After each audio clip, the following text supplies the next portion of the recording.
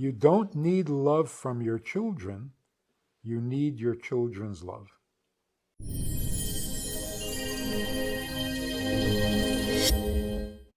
If the Eibishter doesn't want us or need us to be going through all of this, it would be completely and totally depressing. And all the explanations that were given, you suffer in this world so that you'll have a schar in the other world. Come on. If this world is a world of suffering, why are we here? Why are we here? To suffer here so that you can be rewarded there. Why do I need to suffer? Why do I need a reward? Leave me alone. You are born to suffer here so that you'll get rewarded there. It's not a good deal. Just leave me alone. The conclusion of that kind of thinking is, I don't want to be born. What do I need this for?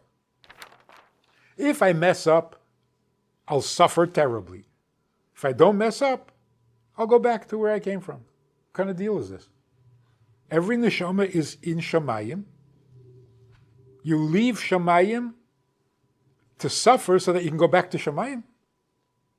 A higher level in Shamayim. I'll settle for the lower one. Just leave me alone. Now, before the coming of Mashiach, people are actually saying, who needs this? Who needs this? Children are saying it. And it's scary to hear it from them.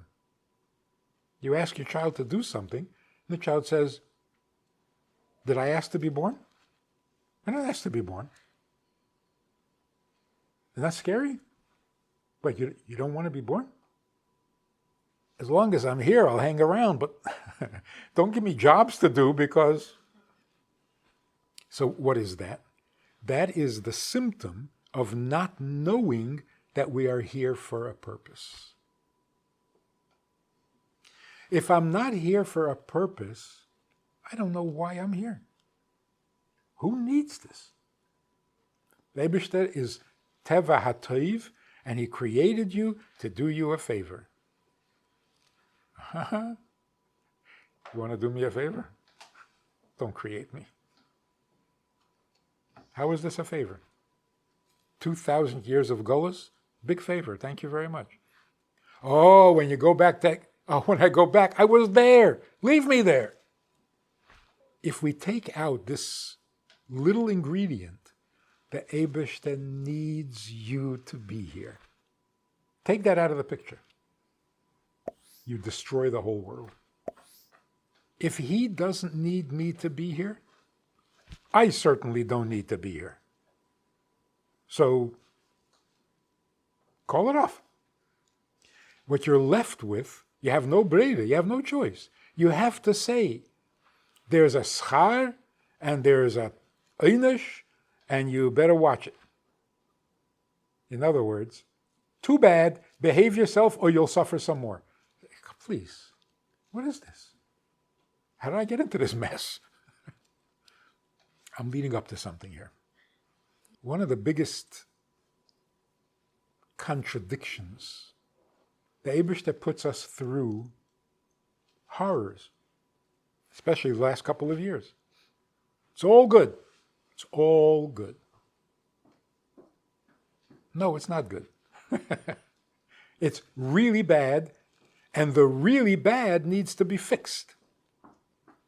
But how do you say to a yeshiva girl, to a yeshiva boy, the Eibishter is putting you through horrors. This world is a time for suffering so that you can be rewarded in Olam Haba. In the meantime, you should love the Eibishter with your whole heart. You know what that sounds like? An abused wife. He beats you up every day, but you better love him or he'll beat you up. He'll do what? You mean what he's already doing? If you don't behave yourself, you're going to suffer. What do you think I'm doing now? Oh, you'll suffer more. This is getting to be really weird. Nasty. If you say to your child, you have to get up to the minyan, the kid says, Ich mis? I thought about it and I came to the conclusion that, no, ich mis nicht. I have to keep Cholav Yisrael. I have to keep kosher. I have to keep Shabbos. I really thought about it. No, ich darf nicht. Ich darf nicht. No, the mis, the mut. No, let me show you. As ich darf nicht. Watch. Watch while I go out and eat treif. So how does the conversation end? Oyes brennen in Gehennem. You know what the kid is thinking? I won the argument. You ran out of what to say. You're threatening me. Means you don't have what to say. So, bye-bye. We're terrified of the thought. The kid is right. No? So the Bucherl went from America to France to a yeshiva, a Chabad yeshiva. The mashpia over there in the yeshiva thinks he's still in Russia. He's very tough on the, and he's emes, and everything is. You say something a little off, and he'll. Most American Bachrim can't handle it. They're there for a couple of months, they run home. This Bacher went. This was back in the 60s. He arrives, he goes into the office, and he says to the mashpia, Ich darf riefen de Mamen, which telephone can I use? The mashpia says, Ich darf. She said, Ich darf riefen de Mamen. Ich darf. What are you, mocking me? What are you doing over here? And this is the famous mashpia, the tzaddik.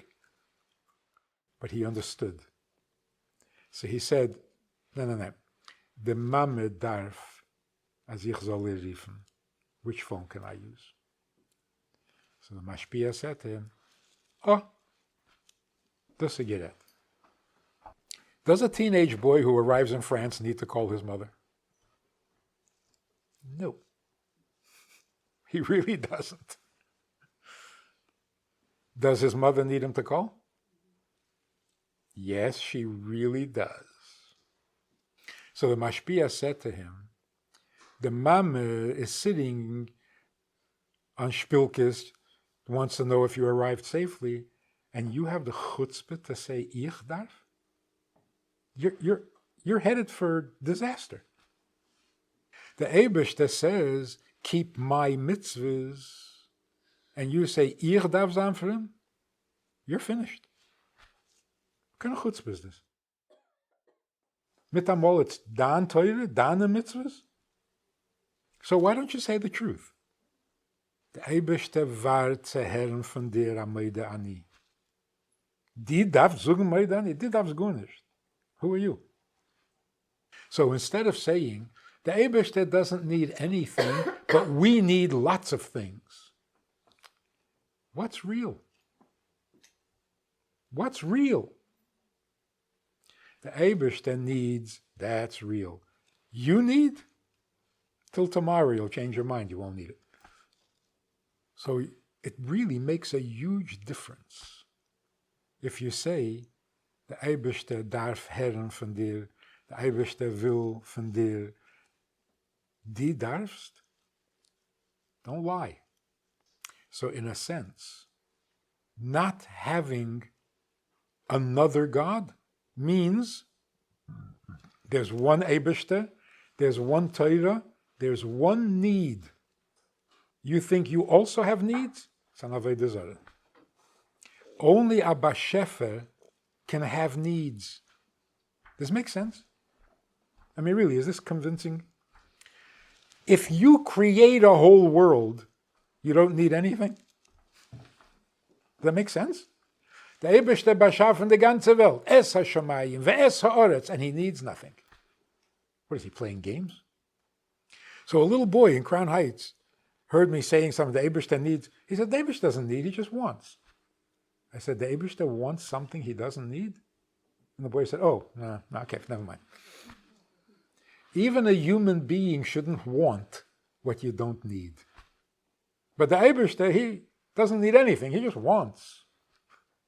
What are you doing? So, there's only one Eibishter, there's only one Torah, there's only one Bashefer, and there's only one need. If you feel like you have a need, you think you're God. If you were created, how do you have needs? So what is a good marriage? Is it shocking to say you don't need love from your husband?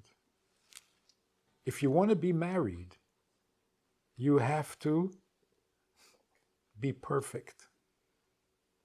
If you need, you're not ready to get married. If you need love, stay home with your mother. No, serious. Your mother doesn't love you. Oh, that's already a whole nother problem.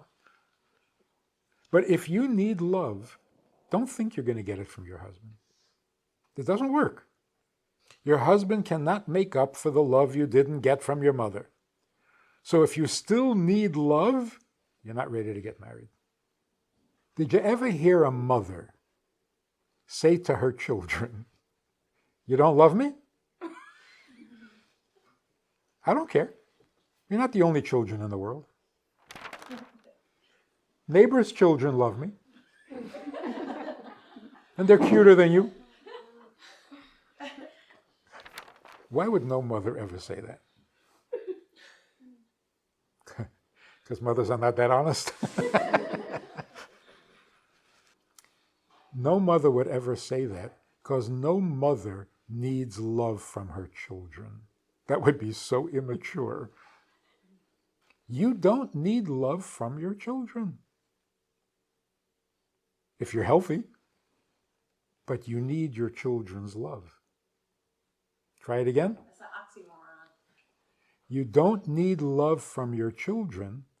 You need your children's love. You need your children's love. So if they don't love you, can you go to the neighbor and get their love from the neighbor's kids? No. What about the neighbor's kids' love? I'm not shopping for love. But I want my kids to love me. Why? Because they're my kids. Because they're my kids, I want them close. If they love everybody else and not me, I'm not lacking love. I'm losing my kids. The Eibishter says he wants you to love him b'chol levavcha, b'chol nafshecha, b'chol me'edecha. Why? Is he lonely? Did his mother not love him? What's going on? The Eibishter needs love from you? The Eibishter doesn't need love from you. He needs your love. Why? Because he needs you. Look at the logic. If you marry your husband because you need love, and he doesn't love you, what's the logical thing to do? Divorce. Before divorce, find somebody who does. Every man that cheats on his wife, what is his excuse? No, she loves me. And I got into this marriage looking for love. So if I'm not getting it here, I got to have love. What, I should go without love? So I found somebody who loves me. How is it supposed to be?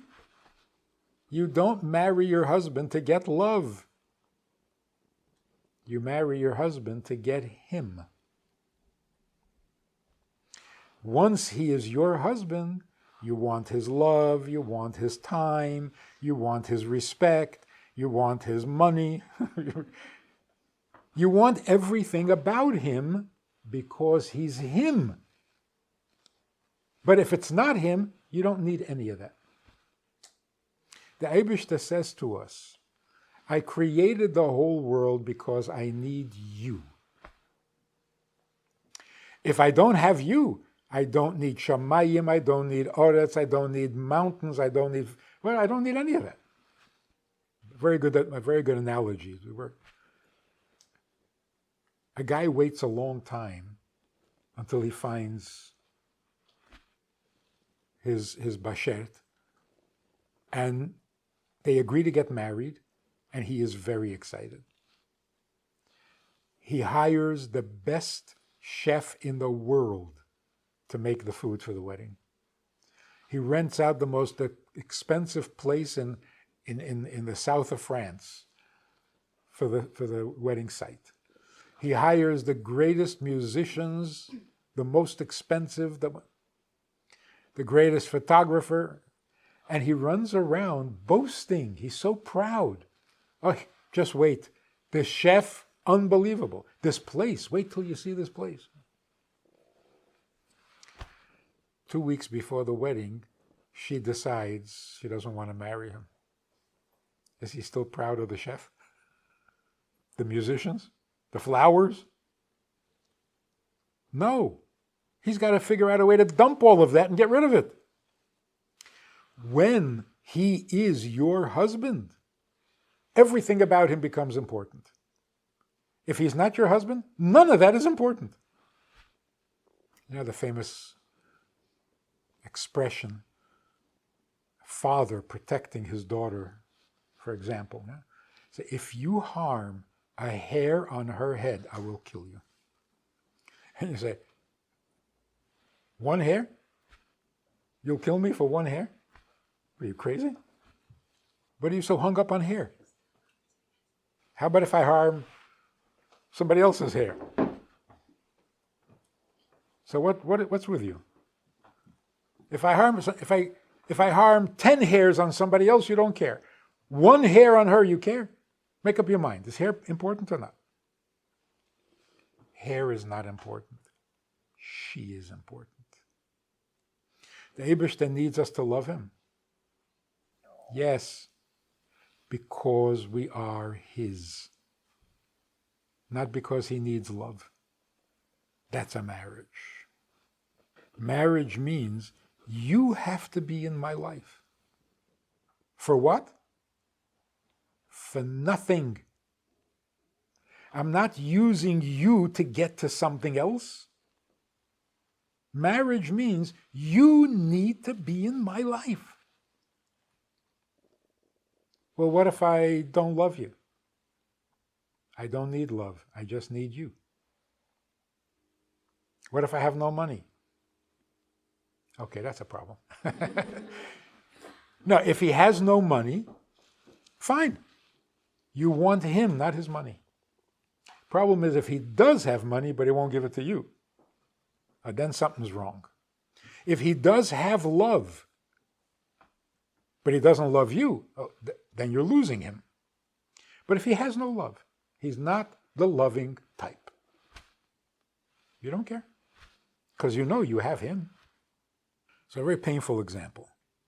God forbid, a man gets into a car accident and he's a vegetable for years. And then he dies. And you see his wife is crying and she's grieving and you say to her, "Was weinst du? Was weinst du?" The man is a useless creature. For the last 10 years, he did nothing for you. What did you lose? What are you crying about? What would she say? She would say, I had him, now I don't have him. What was I getting from him? What is he, an ATM? Marriage means I have someone in my life with me. What do I need him for? I don't need him for, I need him. That's where the sentence ends. Yeah, but what for? There's no what for. He is the tachlis. That's what the Eibishter is trying to tell us about himself. I don't need you to help me. No, I need you. End of sentence. That's a marriage. And that's what happened at Har Sinai. If you enjoyed this conversation or this topic, and you're looking for more information, or you want to hear it again from another angle, there's a way to do that. And that is in this book. It's all there. Order it from Amazon.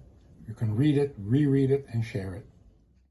I want to invite you to join us as VIPs, partners in our work, and join us also for a personal chat with other members of the VIP club. We talk about many things. There's an opportunity to ask, to respond, to make a comment, to meet the other supporters.